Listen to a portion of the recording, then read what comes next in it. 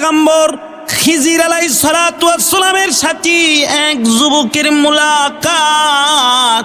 যুবক পয়গম্বর খিজিরকে দেখে বলি, ওগো পয়গম্বর খিজির, আপনি আমার লাগা দোয়া করে দেন। পয়গম্বর খিজির বলে, বাবা কি এমন দোয়া আমি তোমার লাগা করমু বলো? যুবক বলে, ওগো পয়গম্বর খিজির,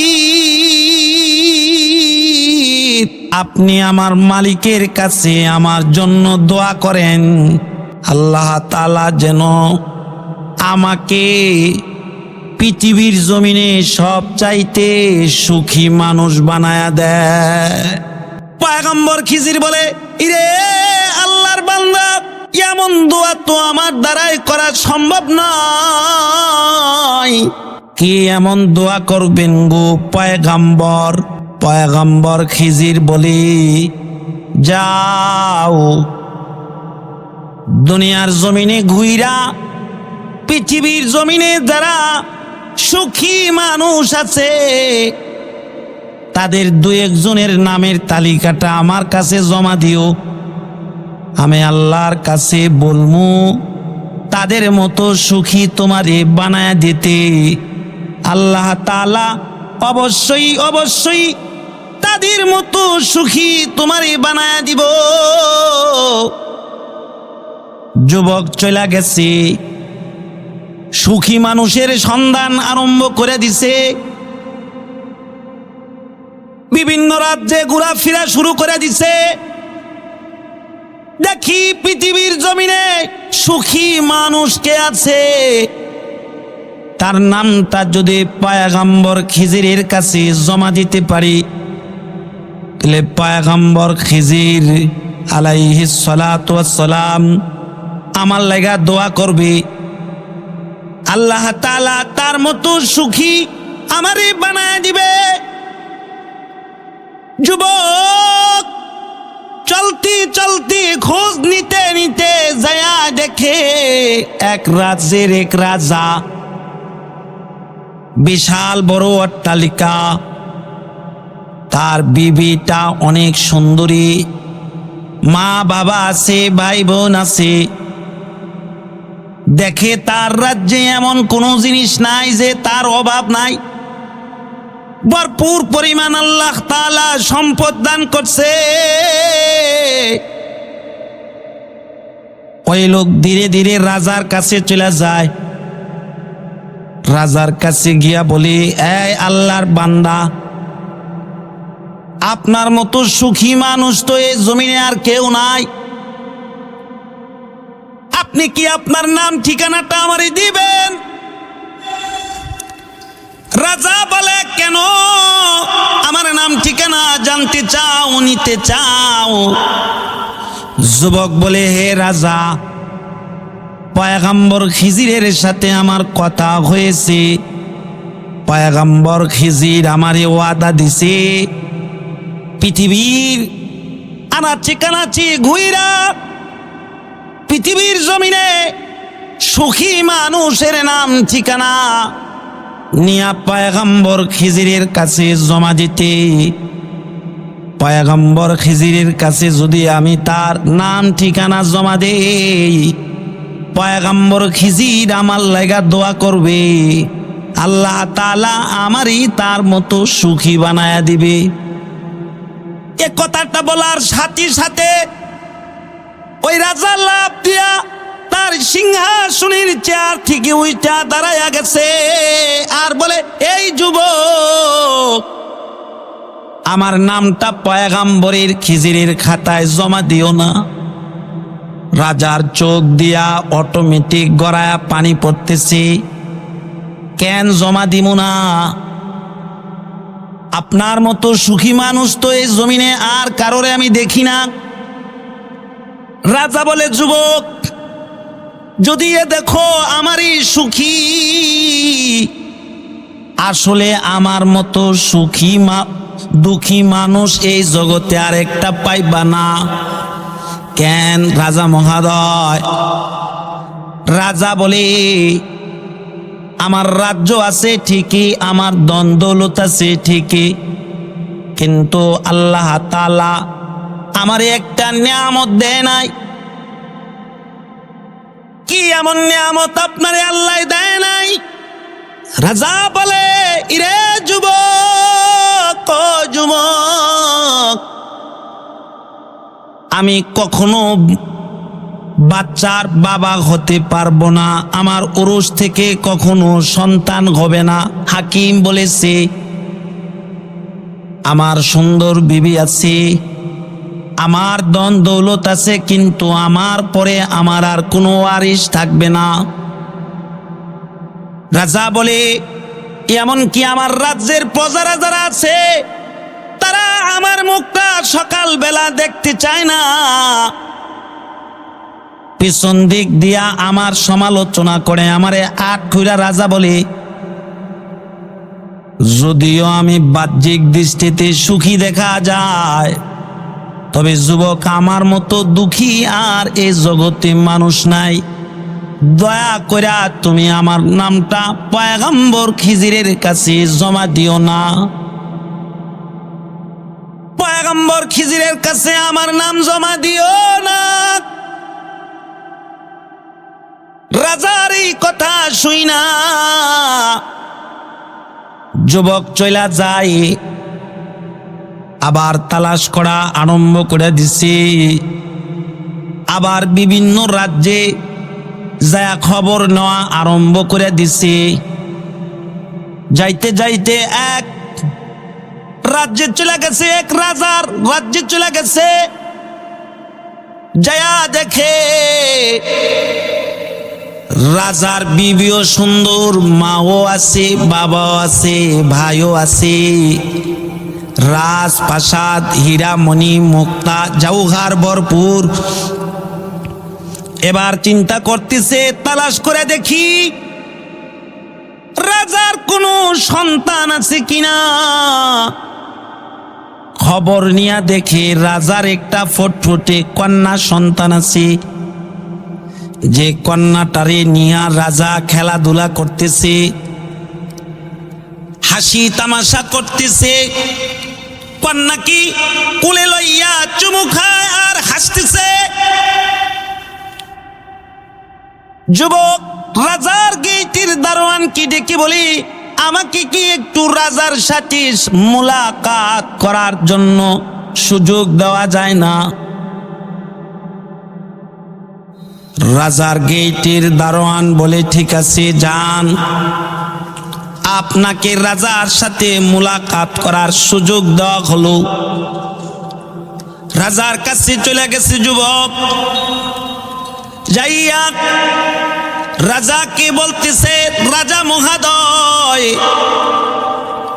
আপনার মতো সুখী মানুষ আর আমি পৃথিবীর জমিনে আরেকটা দেখি না। তবে রাজা মহোদয়, আপনি কি মেহেরবানি করে আপনার নাম ঠিকানাটা আমারে দিবেন? রাজা বলে, কেন্দ্রে যুবক, আমার নাম ঠিকানা তুমি তালাশ করো। যুবক বলে, রাজা মহোদয়, পয়গম্বর খিজিরের সাথে আমার মুলাকাত হইছে, পয়গম্বর খিজির আমারে কথা দিছে। কি কথা? পয়গম্বর খিজির বলেছে, পৃথিবীর জমিনে যে সুখী মানুষ আছে তাদের একজনের নাম ঠিকানা পয়গম্বর খিজিরের কাছে জমা দিতে। জমা দিলে পয়গম্বর খিজির আমার লাগা দোয়া করবে, আমারে আল্লাহ তাআলা তার মতো সুখী বানায়া দিবে। এ কথা বলার সাথে সাথে রাজার লাভ দিয়া চার থেকে ওইটা দুলনা থেকে ওইটা রাজা চোখের পানি সারা দিছে।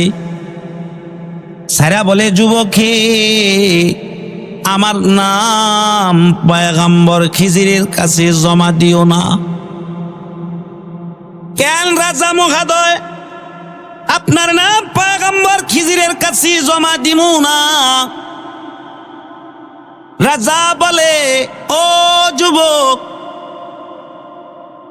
এই যে একটা চাঁদের মতো ফটফটে কন্যা সন্তান দেখতেছো, আল্লাহর জাতের কসম, এ সন্তানটা আমার না। ও যুবক, তুমি শুনে লও, আমার বিবি একদিন অসুস্থ হয়ে গেছে গা। এমন অসুস্থ হয়েছে মনে হয় যেন আর বাঁচবে না। মৃত্যুর শয্যায় আমার বিবি কাতরাইতেছিল। বিবিরে আমি অনেক ভালোবাসতাম। বিবির কাছে যাওয়ার কারণে বিবি কেঁদে কেঁদে বলে, স্বামী, আপনি বুঝি আমারে অনেক ভালোবাসেন? স্বামী বলে, হ্যাঁ, আমি তোমারে অনেক ভালোবাসি। ও বিবি, আমি মরে গেলে গা আপনি কি বিয়া করবেন?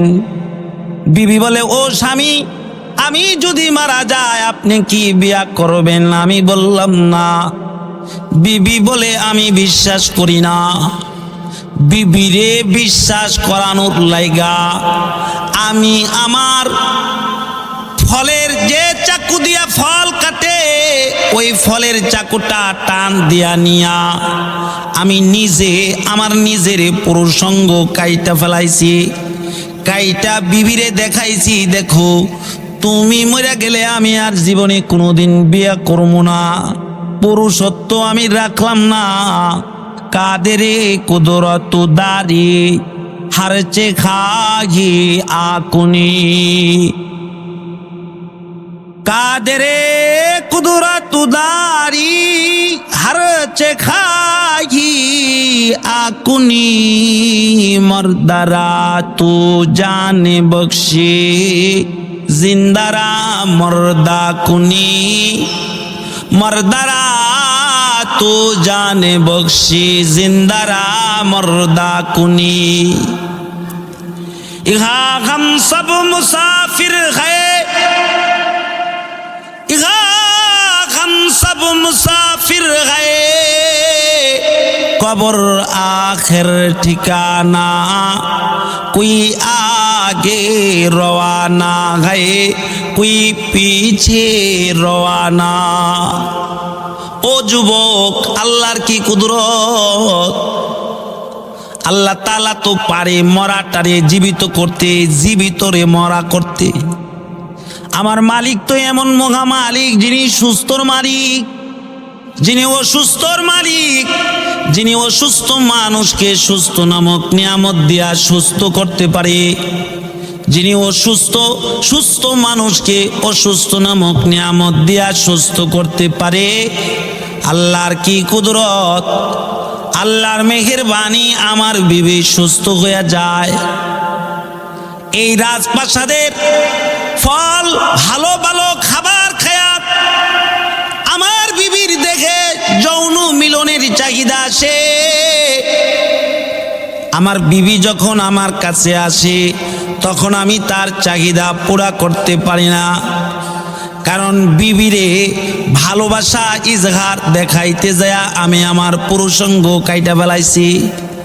মোহাব্বতে একে আজিবি শায়ী হ্যায়, মোহাব্বতে একে আজিবি শায়ী হ্যায়, বয়া করনা নামুমকিন হ্যায়। ना खाता है ना पीता है ना जीता है ना मरता है। আমি বিবিরে আবেগ আর মোহাব্বত দেখাইতে গিয়া আমি আমার পুরুষঙ্গ কাইটা ফেলাইছি। আমার বিবি নিজের চাহিদা খায়েশ মিটানোর জন্য আমার যে গোলাম আছে, রাখাল আছে, তার সাথে যৌন মিলন করে। যৌন মিলনের পরে এই বাচ্চা তার পেটে আছে। ওরে যুবক, চক্ষু লজ্জায় মানুষকে আমি বলি না, রাখালের সন্তান আমার বিবির পেটে আছে। আমার বিবি এই বাচ্চা প্রসব করেছে। এই বাচ্চাটাকে নিজের সন্তান বইলা আমি খেলাধুলা করি, কিন্তু আমার ভিতরে কলিজা ফাইটা যায়। চক্ষু লজ্জায় যদিও আমি বাচ্চারে চুমু খাই রে যুবক, ভিতরগতভাবে আমার কলিজা ফাইটা যায়। ও যুবক, আমার নাম তুমি পয়গম্বর খিজিরের কাছে জমা দিও না। আমার মতো দুঃখী মানুষ আর এ জমিনে নাই। যুবক চলে গেছে। হায় রে মানুষ, বাংলার জমিনে নজর করলে দেখা যায় ইদানিং এই অসভ্যতা এসে গেছে। বহু নারীরা তার স্বামীর পুরুষঙ্গ কাইটা ফেলায়। স্বামী যদি চাহিদা পুরানা করতে পারে তো স্বামীর পুরুষঙ্গ কাইটা ফেলায়। দেখেন না, কিছুদিন আগে ঘটনা ঘটেছে, এক সেনা কর্মকর্তার পুরুষঙ্গ কাইটা ফেলাইছে তার বিবি, অথচ তারে সে প্রেম করে বিয়া করছে, কয়েক বছর সংসার করছে, তারপরেও আপন খালাতো ভাইয়ের পুরুষঙ্গ কাটছে। হায়রে মানুষ, হইলি না ফুস। যুবক রাজার কাছ থেকে চলে যায়। যুবক এবার পয়গম্বর খিজিরের সাথে যায় মুলাকাত করে। পয়গম্বর খিজির বলে, ও যুবক, তুমি যে নাম নিয়ে আসছো আমার কাছে জমা দাও, আমি দোয়া করব, তার মতো আল্লাহ তাআলা তোমারে বানায় দিবে। যুবক চোখের পানি ছাড়ে আর কয়, গো খিজির, আপনি আমার লেগা ওই দোয়াটা করুন, কারণ নাম জমা দেওয়ার দরকার নাই। আল্লাযীনা ইযা আসাবাতুহুম মুসিবা ক্বালু ইন্না লিল্লাহি ওয়া ইন্না ইলাইহি রাজিউন।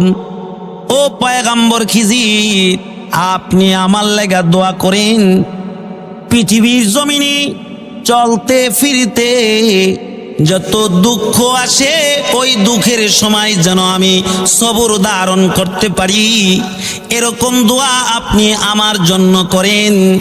এই দোয়া যদি করেন তইলে আমি আল্লাহর আদালতে সবুরকার বান্দা হয়ে আল্লাহর কাছে যাইতে পারবো। কারণ এ দুনিয়া থাকার জায়গা না। মিনহা খলাকনাকুম মিনহা খলাকনাকুম ওয়া ফিহা নুঈদুকুম ওয়া মিনহা নুখরিজুকুম তারাতান উখরা।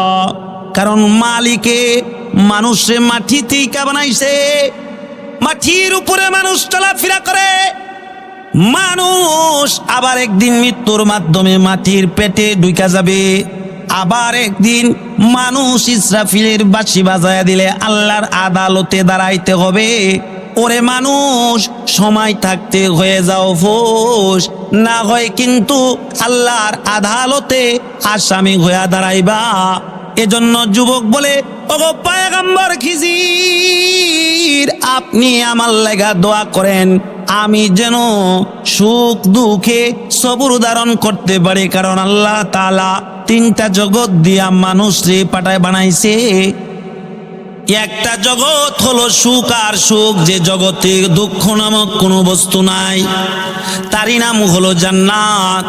আরেকটা জগৎ হলো দুঃখ আর দুঃখ, যে জগতে সুখ নামক কোনো বস্তু নাই। আরেকটা জগৎ হলো সুখ দুঃখ মিশ্রিত জগৎ, তার নাম হলো দুনিয়া। যে জগৎ দুঃখ আর দুঃখ সুখ নামক কোনো বস্তু নাই, তার নাম হলো জাহান্নাম।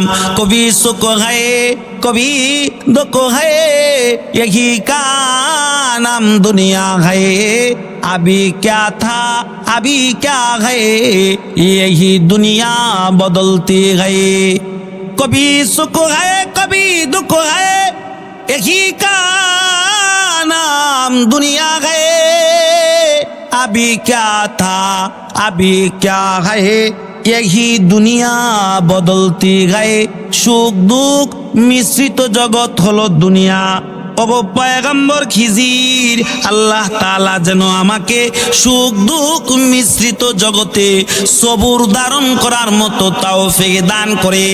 আপনি বুঝা ফেলাইছি এ জমিনে মানুষ সুখী হবে না। আজ হাসি কাল কান্না, কিছু ক্ষণিকের জন্য সুখ, কিছু পরে দুঃখ। সুখ দুঃখ মিশ্রিত জগতে মালিকরে ডাইকা মালিকের গোলামি দিয়া মালিকের জান্নাতের মালিক হইয়া যেন কবরে যাইতে পারে। মালিক যেন আমারে সেই তৌফিক দান করে। ওগো পয়গম্বর খিজির, আপনি সেই দোয়া আমার লেগা করেন।